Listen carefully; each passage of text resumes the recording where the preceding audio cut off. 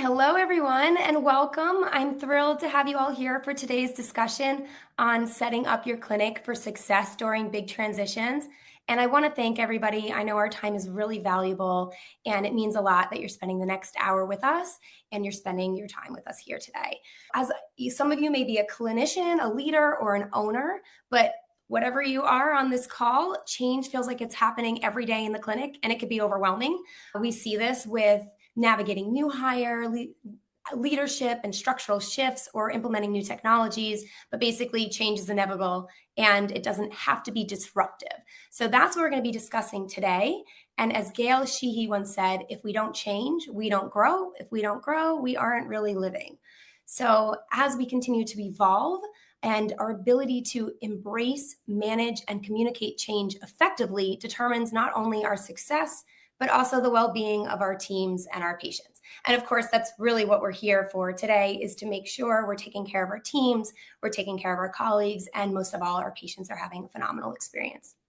So before we dive in, I just want to emphasize that today's live streaming is very conversational. It's informal, so we highly encourage you to ask questions as we go.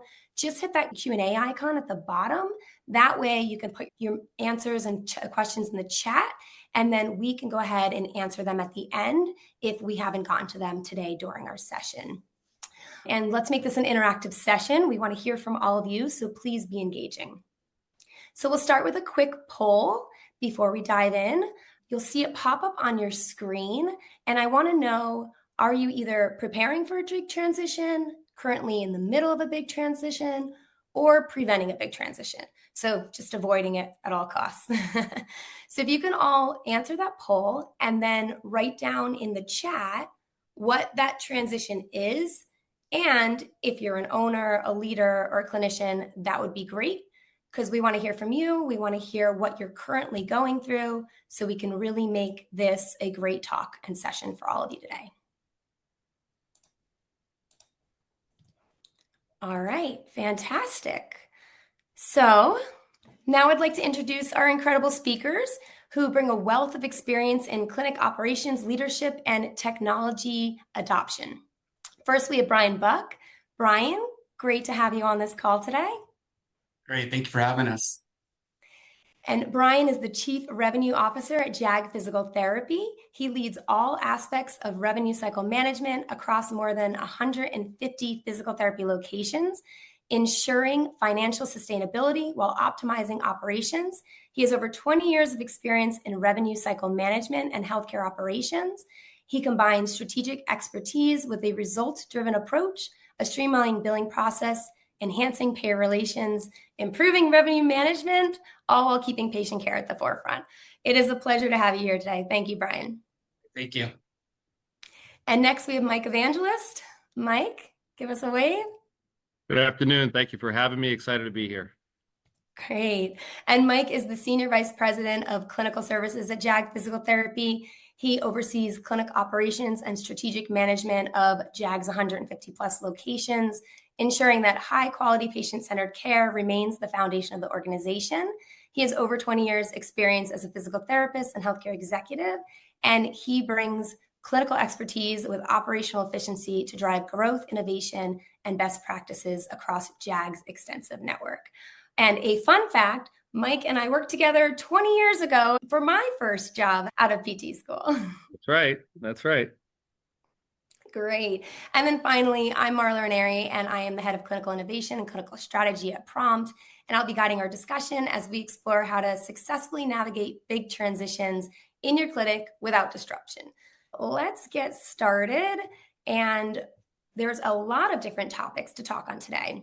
But one of the biggest challenges as we see clinics that are starting off small and starting to grow is there's a lot of staffing changes, leadership changes, bringing in new teammates or adjusting leadership structures, and that can be really unsettling for staff. Mike, I'd love to hear from you. What do you think staffing changes are? Why do you think they're so difficult and hard for people to adapt to? Yeah, it's a great question, and change is definitely constant. And as you alluded to in your intro, growth is a very positive thing, but growth also can bring change. But I think the important thing is to make sure everybody understands that change can be a positive thing, right? So many people, especially physical therapists, are creatures of habit, right? You get into your daily, weekly workflow and you have a certain level of comfort, right? And they think to themselves, is this going to be a leadership change? Can that comfort be temporarily disrupted? And they think to themselves, how will this affect me?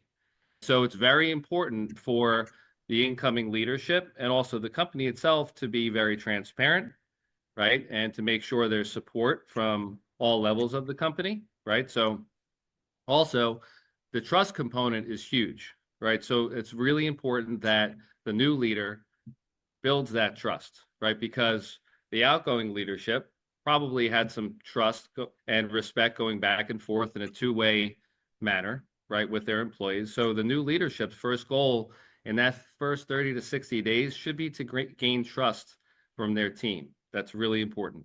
They need to get to know their team and create that two-way professional and respectful relationship. Absolutely. And like you said, that trust, clear, open communication, and authenticity is really important. And to be proactive about that is even more important. So, Brian, love to hear from you from a leadership perspective. What are the proactive steps that clinics and leaders can take to prepare their teams for this, either new hires or a structural transitional change? Yeah, so first off, I really love where Mike started with the trust because from a leadership perspective, it all starts with trust. Do your teams trust you? Does your staff trust you? Your other leaders, do they trust you? And as we unpack what that means and what that looks like, I like to look at it from three different lenses. Number one is you've got to be able to provide crystal clear direction. And you ask, what does that mean? How do I do that? First, let's figure out what's already working. If you've got a process that's working or a change coming, let's borrow from what's already working instead of reinventing the wheel.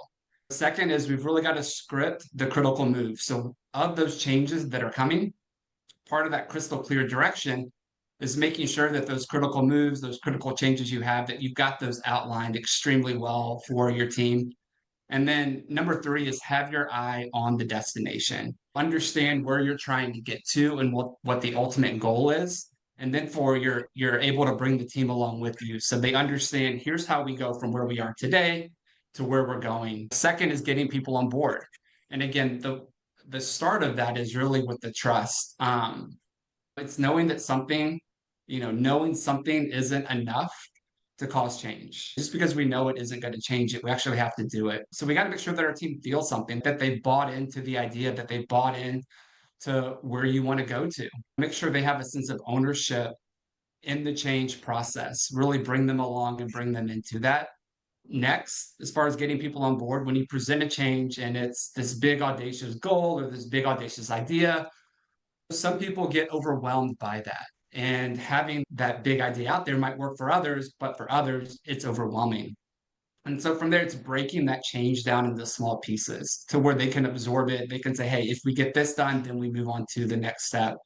And the other part of that is encourage growth. Encourage your team to grow with change. Hopefully, the change that you're bringing or thinking about bringing or that you've brought has allowed your team to grow and provide that opportunity for your team for growth. And really the third way that I like to look at this is create the right environment. When you really bring in those other two first key points of crystal clear direction and getting people on board, that third one is taking those and then creating that right environment. You're constantly tweaking the environment. You're constantly trying to provide opportunities for people to be successful. You're trying to build those right habits in that new environment, having high accountability, whether it's from process improvement to reporting to clinical leadership or back end or office type functions as well.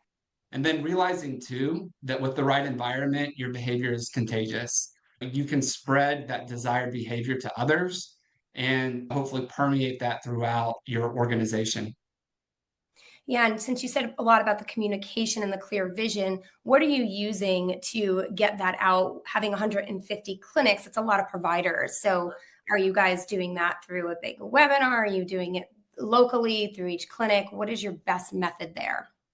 So it's a little bit of everything. We recently went through a big system change and process change and really ended everything. And it started at the top with our CEO, John Gallucci, sending out an encouraging message out to the whole team, out to the whole organization, and really casting that vision of here's where we're at, here's where we want to go to, these are the benefits, and really outlining that. And then as leaders, we're able to then take that and filter that down to our teams, and then our leaders are taking that back to the clinics. I think Mike can Mike can probably speak a little bit more to the clinical side of it as far as how he's got the clinical team structured and how those clinical leaders really carry forward that vision and that message. Great. Mike, Yeah. Mike would love to hear from you on that, and then also to hear what mistakes you see happening too. Yes, as far as communication in the clinical department, we utilize different methods. So one, we did build an intranet within our company that we highlight every single day, every single week. It is the go-to place for messaging, right? And anything that we want to post that's important for any employee within the company across all departments. So that's one. But really, Brian alluded to it in his answer in that it starts at the top, the communication, and that communication needs to be streamlined down. Very lucky to have a great executive team and a great regional director team and great clinical directors from the top at John Gallucci, our CEO, all the way going down. That same message has to be brought down, right? Crystal clear and on time. It can't be a delayed message. The message can't be confusing. It has to be clear. This way, everybody understands what's happening and everybody understands the why behind any change. But so to me, it's the streamline of communication, having the right people in place to bring that down, but also having that background of the intranet as a resource for anyone to go to in case they have a question outside of normal hours. And so, I love Marla, that. just to add a couple of things if I can, some other things that we do is we do meetings like this with our teams where we have Zoom meetings or Teams meetings, depending on which kind of team chat you use. We do that. We've got emails. We've got the intranet that Mike mentioned. So it's not a one-stop shop when it comes to communication. It's trying to reach people through meetings, through recorded training sessions. We just went through a training session back in December with the clinicians and broke it out into several different meetings so that we could accommodate schedules, and we record them, we post them out there. So if somebody's not able to attend, they're able to go back and watch it. The key is trying to get out in front of our teams. We've got 156 clinics, so we've got quite a bit of territory to cover, both geographically and from a personnel standpoint. And so it's trying to meet people where they are as far as the communication aspect goes. Yeah, and that central communication platform is fantastic to have. I highly encourage that. I know we use Slack in our company, but being able to have that ability for everybody to see a message and communicate with their own internal teams is fantastic. Great. Staffing and structure changes is definitely one of those big topics, but moving on to another huge topic, which I think we all experience every day because technology is a vital piece of our industry. It's continuing to grow more and more, but it tends to be one of the hardest ones to implement. Clinicians don't love technology changing. So we know it's going to be really helpful for it, maybe a new EMR, a payroll system, or a time tracking tool. It can often create a ton of pushback though. So Brian, what are the most common fears or concerns you see when clinicians transition to new technology? Sure. So it's a very wide-ranging question and answer potential there. And I think I'll start with kind of from my perspective, more on the back end of things with revenue and accounting and finance part of it. And I think the first fear that I see is from a financial aspect. It's what is this going to do to our numbers? Ideally, you want your numbers to go up. What's it going to do to my cash flow? You think about getting claims out the door. Can we get that done? How's the clearinghouse set up? How are we going to post payments? How are we going to work AR and denials? It's really upending your process and your comfort of what you're used to doing. And I think ultimately we've got to be able to collect what is due from payers, right? When for the services that Mike and and others perform. It's making sure that we can bill it and collect it. And one of the biggest fears in a transition is, what does that look like from a cash perspective? How long is it going to take us to recover that cash? And I think the pressure then falls back to the clinician on, are we documenting correctly? Are we making sure that we're billing enough units? How do we know that we're going to capture everything we do? And is that system that we're moving to going to help support that? Are they going to help us making sure that all of our units billed are correct, that we're compliant between CMS and AMA rules, right? They're a little different, and making sure that there's some understanding there with that. And so I think ultimately, from my perspective, from more of a revenue standpoint, are the activities that we're capturing, is the work that our clinicians doing, are we going to get paid for it? Yeah. Yeah, that's obviously the whole business, right? And I love to hear that there's what's going to be a better, that's why you've chosen it, but the unknown and the fear, and that prevents a lot of people from implementing new transitions and technology. And I think one other piece of that too with the technology that we really took into consideration with ours is the patient experience. Because without the patients, we wouldn't be here. And so we want to make sure that our patients have the best experience, and hopefully that new technology that you're implementing carries that forward. And that's one thing that I'm proud of JAG for, is that from a patient perspective, our patients really do come first. And we really do have our patients in mind when we're making decisions and we're making changes. And so it's really making sure too that from a patient standpoint, will they have a better experience, or at least at minimum, will they continue to have the same good experience that they've been having? So creating as little disruption for them as possible is also one of those fears of how does it impact our patients, and what are they going to see and feel versus what do we see and feel? Yeah, and you hit the nail on the head with patients and clinicians. So, Mike, from the clinical side, would love to hear your perspective on that too. Just what do you do? How do you get those clinicians to buy into a new technology change and to ease their fears? What are you doing on that end? Yeah, we've learned a lot over the last year here at JAG. We've gone through 3 major technology changes from our EMR, obviously onto Prompt, and then a payroll system change and financial system change, so financial software. So we've learned a lot, and I'm happy to say everything's gone very well. And overall, I think it's important for the company to explain to the employees the why you're doing this, instead of just saying, we're switching to this, and that's the decision. You have to explain to everybody why.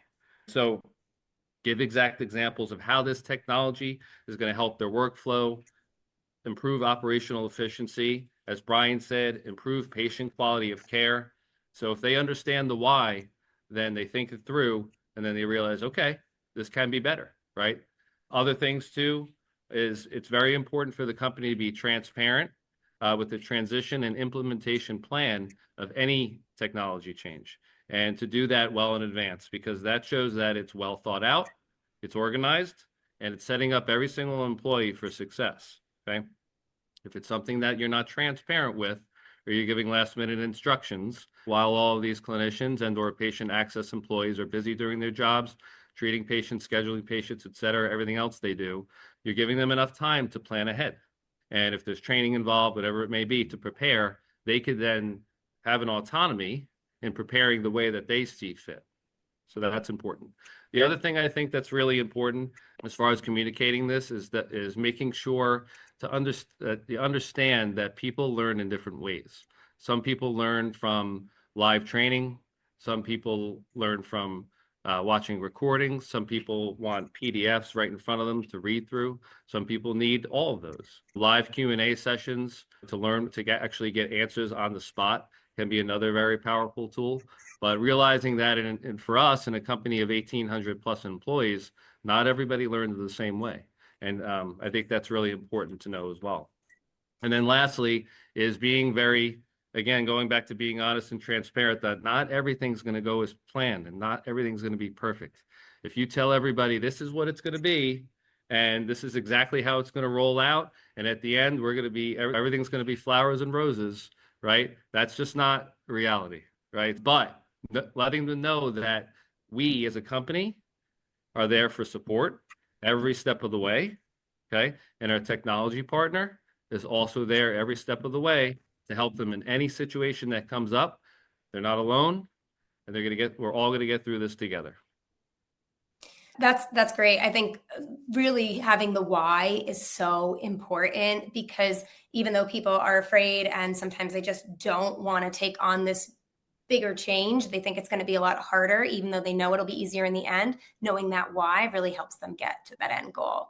And we do have a question in the chat. They loved hearing how you guys have that intranet, but they want to know, for somebody who doesn't have an intranet, and maybe when you guys were a little smaller, how did you communicate those changes and get it to every clinician without that central communication piece?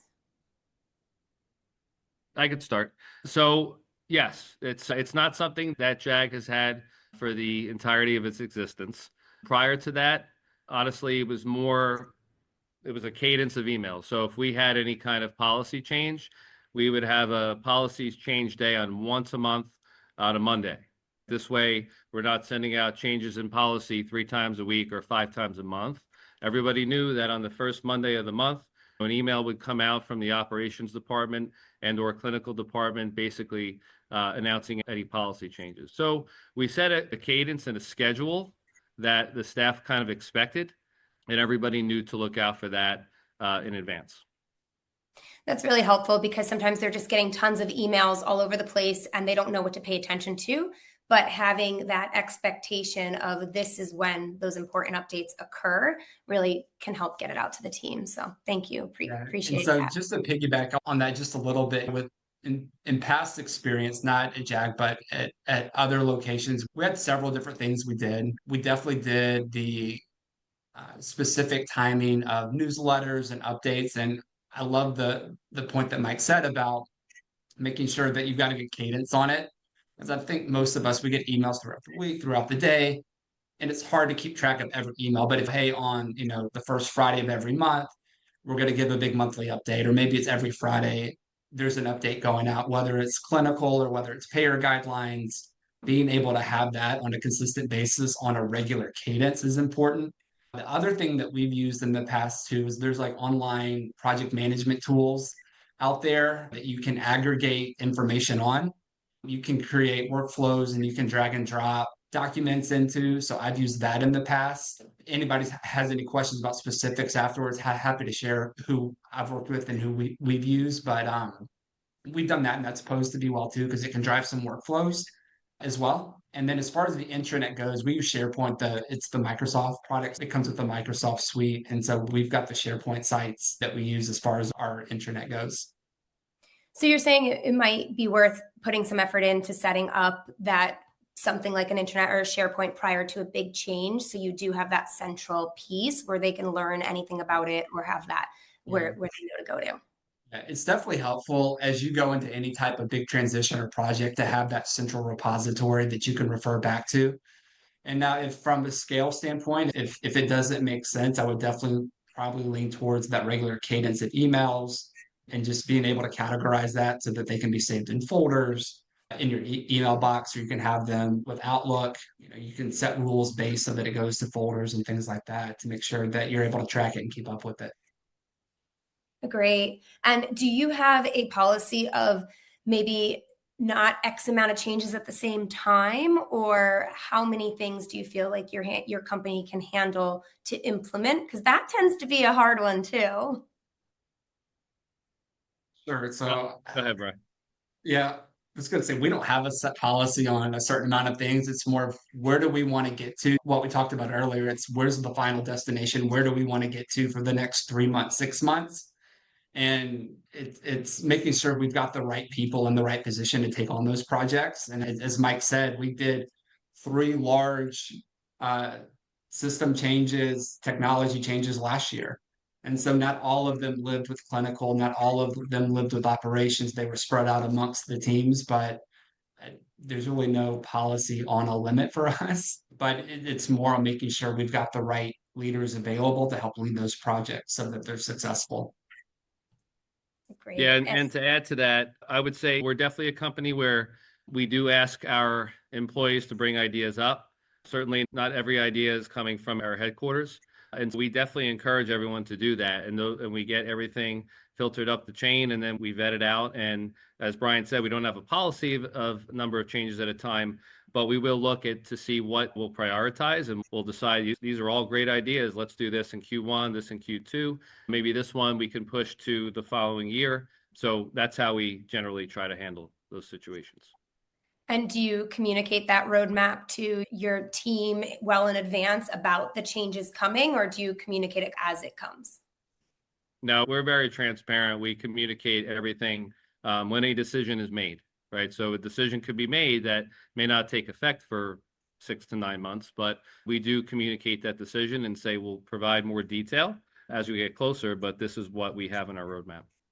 Great. And then we just had a question come in. Do you experience any pushback from clinicians when it comes to keeping themselves up to date on actually like checking their emails and reading those policies? So is there a way you can track, or how do you deal with those different staff members? Good question, because again, clinicians are busy treating patients, and then after that documenting. But it goes back to the answer from before, where the message comes from the top. And in order to succeed in our company, it is important that you pay attention to communication coming down. So our clinical directors do remind our staff clinicians and all employees within the clinic to keep an eye on their emails. Do they have to check it 5 times a day? Absolutely not. Once a day would be great, just to make sure they see anything that comes down. Great. And I'm sure with any new technology implementation, you guys have some set KPIs and goals that you want to achieve post implementation. So how do you handle that? And are you communicating that with the team as well?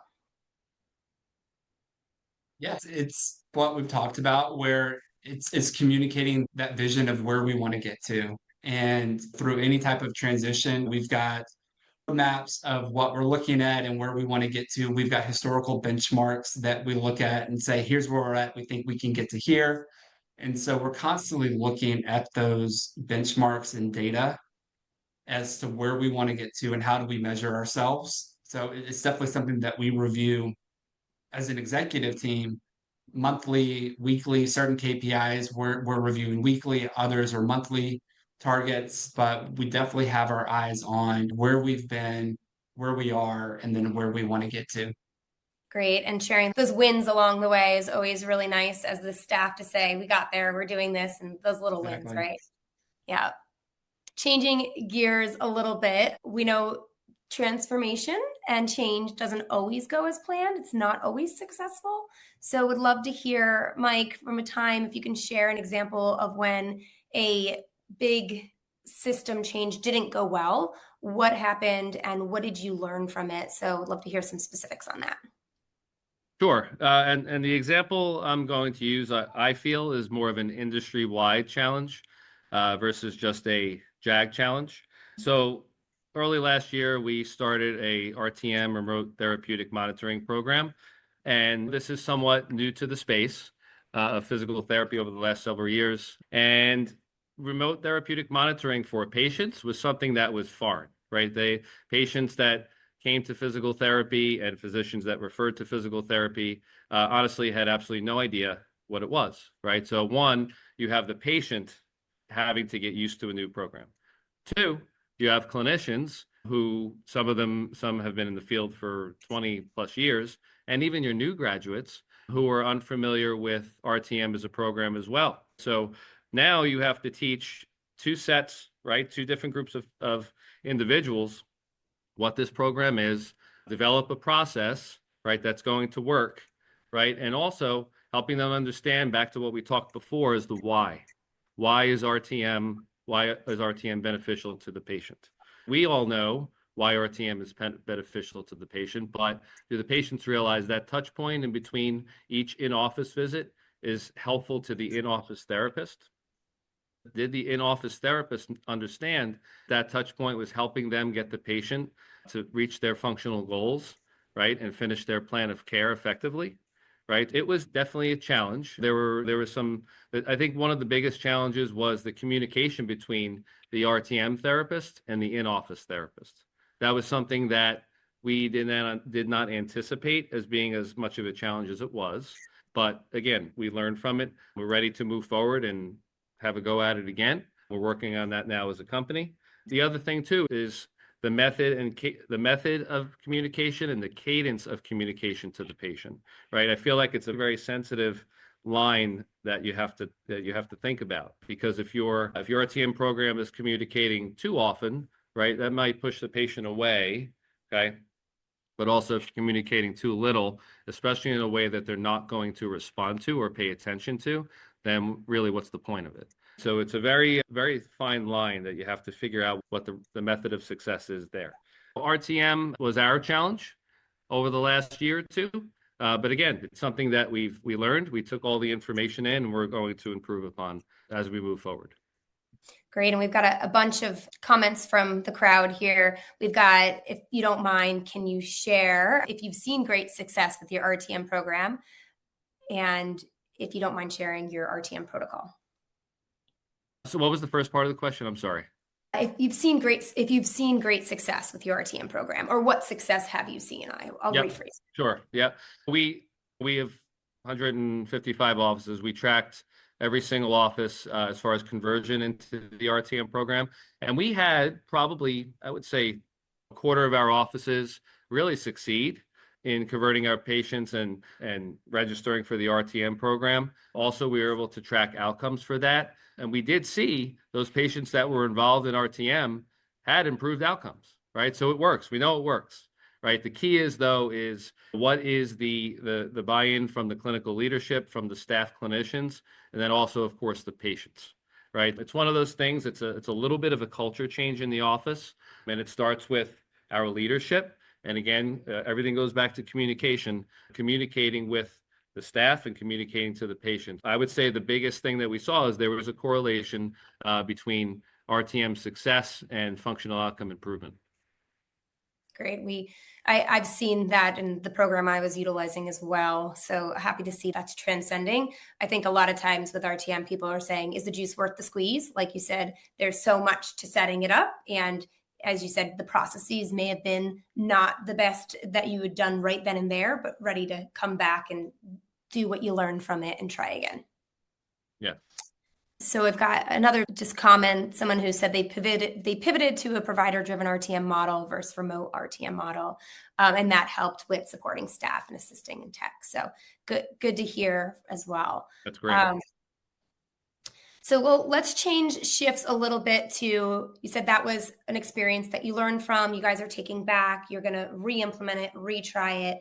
Can you tell us about a change or implementation that went really well and what you think may have contributed to it going really well? Sure. So the example I'm sharing is not just because we're on the call with you, Marla, but we just went through a prompt implementation. And an implementation this big really goes into the whole conversation we've had about setting direction, setting our goals, making sure that we've got buy-in from the very top, communicating what that looks like and what that is. And some tangible things that we did early on that I think really made a big difference is, number one, is that we put together a true operational project management team. It wasn't based on title, it wasn't based on seniority. Just to be quite frank, it was based on who we knew could get things done and also who had the capacity to get it done as well. And so we put together a strong team of those that understood workflows, who understood the clinical side, who understood the operation side, who understood the billing side. And we put that team together and really charged them with owning their individual parts. And so we had several that worked hand in hand with Mike and his team on the templates and on the clinical kind of changes and workflows that needed to be done. We worked hand in hand with our credentialing department, making sure that any new EDI agreements in our conversion were updated and ready to go, that our payer setup in the system was ready to go. So we had spreadsheets that we had downloaded and really worked through with these payers and the mappings. And with any system change too, you've got different technology and different ways to view it. So I'm saying one way is right and one way is wrong, it's just different. And so we had to get accustomed to that too. Other things that we did early on was for us, we hired and built a brand new revenue cycle team from the ground up. So we brought in some very strategic hires very early on in the process that could be fully devoted to building out the billing side in advance of go live so that we had fully dedicated to this project, helping build out the system. As we got closer to go live, it was training. We set aggressive training time. We had trackers to make sure that everybody had completed their training. And then, really, that last month before was all hands on deck with training. We had people hosting live Teams meetings for us where we had a team chat open, and it was open all day. It was open on the weekends. As people were going through their training, they were able to hop in and hop out of the chat, ask questions if they had questions, if they were working through a test patient and they got stuck somewhere, they could hop in into that team chat, ask their question, and then hop out. So we were very intentional about making sure that communication was there, that open line of communication was there, well before the go live. And we were pretty aggressive in testing our data conversions and our data tests. I've seen in past experience where data hasn't come over correctly and you're at the very last minute trying to scramble and scrub data to get it correct. And so that was one thing that we wanted to make sure was done right. So we, pushed to get our data testing and data conversions done earlier. And then that way we could run several tests. And I'm glad we did because we found things that needed to be remapped or things that we thought were mapped one way were mapped another. So that gave us an opportunity to really run through those and work out the kinks before we got to go live day. And then all of a sudden realize, oh, this isn't working. We've got wrong information in there. And then I'd say just as important from the pre-go live is the post-go live. And that's where, getting back to your earlier question about how do you set those metrics of where you've done and how do you gauge whether it's been successful, it's really checking in with the team and making sure they've got the support after the fact. So we had people deployed strategically throughout our clinics and throughout our regions, making sure they were there to help out. We had the live chat open during go live week as well. And so it's more of making sure that our leaders and our subject matter experts are available and ready to assist the clinicians and patient access and then others throughout the company. I've got to pinpoint something that you said that's so important that sometimes I feel like clinics don't do is you said you really assign project managers to different parts of it. And we tend to find that our clinicians are amazing and they can do anything, but we pile on everything to maybe one or two people versus really saying, this is what you guys are tackling. This is what you guys are tackling, and using all different types of people from the clinic, not just your quote unquote leaders, because it really helped get the buy-in from everybody. That's great. That's important. And I think too, like what helped us out is that the people that we had over those projects used to be in a clinic. So they've been providers. They've moved on to more operations, but they've been providers. They've been in the clinics, and so they understood the workflows and they understood from a clinician standpoint what they would be looking for. So when they set out to help build templates, they understood what the feedback was from Mike and his team. They understood what that feedback was. So it's not just putting people in charge of projects, but putting the right people in charge of the right projects, making sure that they can see it through. And I have somebody who in the chat said Asana was a great tool when onboarding with Prompt. So would love to just hear your feedback on having a project management tool as well. Yeah, so we use Asana. That was Prompt's project management tool. We've got some others that we use internally, but Asana was great. That's one of the ways we could go in and check in as that operational leadership team on that to go in and check the due dates, check what's due, have the assignments out there. It really helps you stay on track to where you have the due date. You might not have something due until 30 days, but you've got milestones along the way that you've got to check in and make sure it's done because you're not going to get it done the last 2 days before it's due. And so it helps you track your progress. It helps be able to track when things were sent, when things were received. If you've got internal deadlines that you can do. So for instance, I'll use the example of the payer setups, right? If we need a payer list and we need certain things updated on that payer list, whether we've got to get things categorized correctly with the right category, or we've got to get the address information updated, or we just got to clean up the payers in general and get the right name, and we know that it's due at the end of the month. I don't want to wait till the end of the month. So we set up some internal deadlines of first review, second review, third review, so that we're ready before it's finally due back to the system that you're integrating with, that it's ready to go and it's live. You're not having to go in behind the scenes and make changes. And I'm not saying that's not going to happen, but the idea is to eliminate as much of the back end work as possible. Yeah. And Mike, from your perspective in the clinic, this is when you change an EMR, you're changing their documentation, their home exercise program. It's like you're changing multiple things at once. Tell us a little bit about how you handled that in the clinic and how your clinicians were able to do that. Yeah, so it started with making sure we listened to everything that Prompt recommended to us as far as readiness, when to begin training, how to roll out training. So making sure that we listen to Prompt. But honestly, the support that we also had from Prompt was second to none. We had live Q&A sessions for all of our providers. Brian, what we have, four different Q&A sessions, at least for all of our providers, which were very heavily attended, and the feedback from those was huge. And the other thing too is that to make sure that we were there for any questions or concerns that came up. There are some people that were more adept to taking on a new technology and a new EMR, and there were some that were not, right? And those that were not, that's okay. Not everybody has to be comfortable with it, and not everybody's going to learn the system in 2 weeks, right? So there are some people that it took a little bit longer, right? But now we're 4 or 5 months post, and every single clinician is beyond happy. So making sure that we respected everybody in the way that they were learning.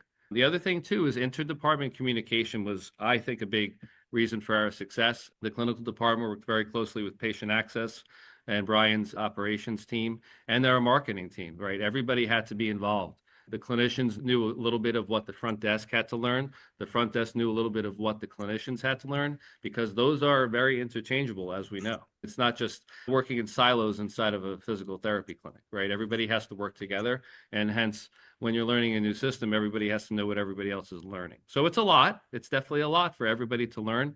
But I think that outlook that we had from the start really helped us to go well. Yeah, and I was on the end of a patient because I've been a patient in a JAG clinic. So I actually got an amazing email as a patient telling me about this EMR change and highlighting all the benefits that it was going to be for me as a patient.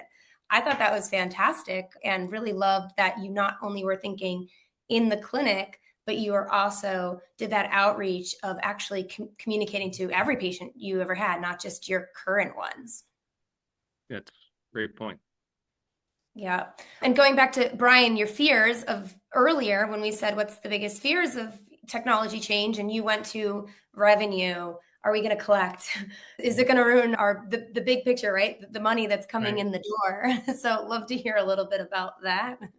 Sure. With the planning we did, I was pretty firm on what my expectations were with not only the prompt team, but with my team as well, wanting to get claims out day one, wanting to get payments in as soon as possible. And I'm comfortable saying we did. We were able to get claims out day one.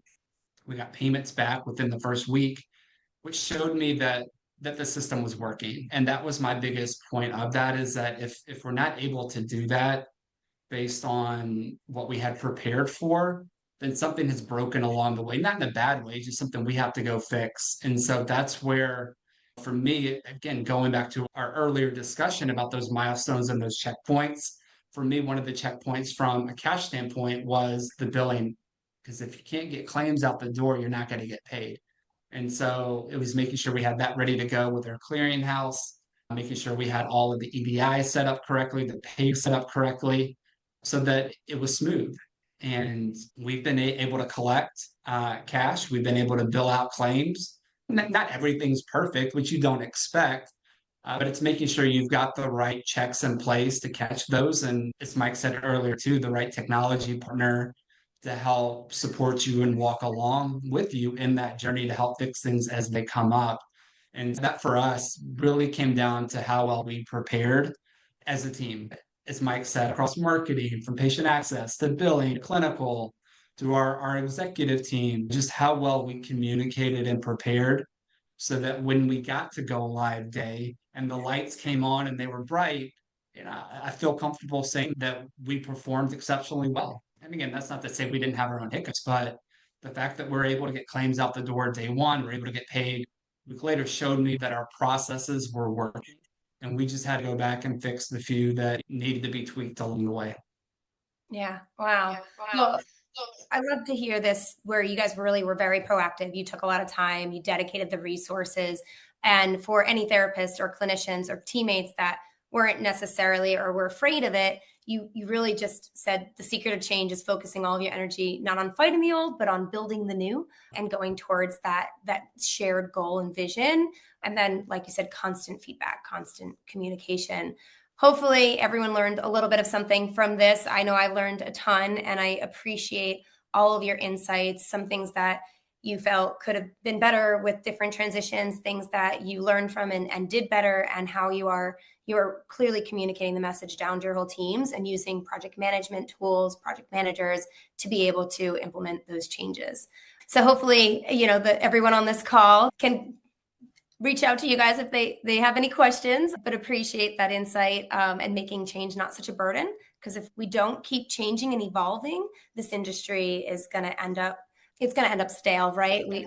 Our patient experience has to get better. So appreciate you guys continuing to grow and continuing to adapt to new technology and new ideas for your company. Now, I just want to do a few housekeeping items. I know that we've only got about 10 minutes left. And Mike, I know you have some important topics that you want to touch on too outside of transition and EMR changes. So would love give you the floor a little bit of a call to action that you're asking everyone on this call to do. Thank you very much, Marla. There's something very important I want to make sure that all clinicians and really everyone is aware of. There's a possible very pivotal moment, not only in physical therapy, but in healthcare right now, in that there's a very crucial piece of legislation that's in Washington, which is called the Medicare Patient Access and Practice Stabilization Act of 2025, which essentially ensures that physical therapy services are more accessible to all Medicare beneficiaries. Not only would this bill improve our reimbursement rates, but also stabilize the practice of physical therapists nationwide, right? And I'm asking everybody just to take 30 seconds. And there's going to be a link posted on the chat shortly if it's not already. And this is going to be a link through APTQI. And I'm going to ask you to click on urge your lawmakers to stop the 2025 Medicare cuts, right? It's a preloaded letter, which basically asks your specific congressman or congresswoman to just co-sponsor this and to make sure that physical therapists get paid the amount that we deserve. And in terms of, and from doing that, we're going to make sure that our patients get the quality of care that they deserve. So again, it should only take 30 seconds. I think it's very important for our profession, and I really thank you for your time for that. Thank you. Thank you. And as we all come together in the industry, these are the different things that we should be doing and we should be sharing with our teams to make sure that we are advocating for this field and making sure that we're having the best patient experience. So in ending, would love to just hear any final comments. Mike, Brian, final messages to our audience from what you've learned and what you've discussed today. Go ahead, Brian. Sure. So first off, thank you for having us. It's been great to be able to share just our thoughts, and I have definitely enjoyed the conversation and appreciate everybody on listening. It's definitely well appreciated. And I'd say my final thoughts are with any transition is just prepare. It's going to look different for everybody, depending on what size you are, big or small. I'd say just prepare and communicate and make sure that you've got a clear vision of where you want to go and just outline it for your team. Try to bring them along as early in the process as you can. And for the most part, if you prepare the right way, all things considered, I would hope that they would go well. Great. Thank you. Mike, any final words from you? Brian, you said it perfectly. Change isn't easy, but change, if done the right way, can be extremely positive and improve a lot of things for a lot of people, not only the people going through the change and implementing it, but those on the other side of it as well. So preparation, communication, transparency, and working together, those are the keys for me. And going back to your first point, trust, creating that trust from day one, your teams will always have your back because you guys have invested in them and they trust you to make those decisions and those right choices. Being part of JAG, I know that's something absolutely that's felt throughout the entire company. It comes from the top down, and then you've got it from every teammate that is able to exude that and be able to express that. So appreciate that and all of your insights there.